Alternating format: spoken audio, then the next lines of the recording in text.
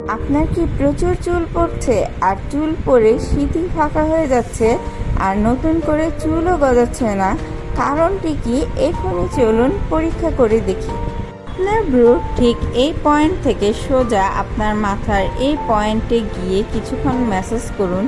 যদি আপনি ব্যথা অনুভব করেন তাহলে আপনার বুঝতে হবে আপনার হেয়ারের স্ক্যাল্পে ব্লকেজ আছে। ব্লকেজ দূর করতে আপনার উপরের চুলে মাখামাখি কোনো কাজে দিবে না। আপনাকে একটি ড্রিঙ্কের মাধ্যমে এটি ভিতর থেকে কিওর করতে হবে।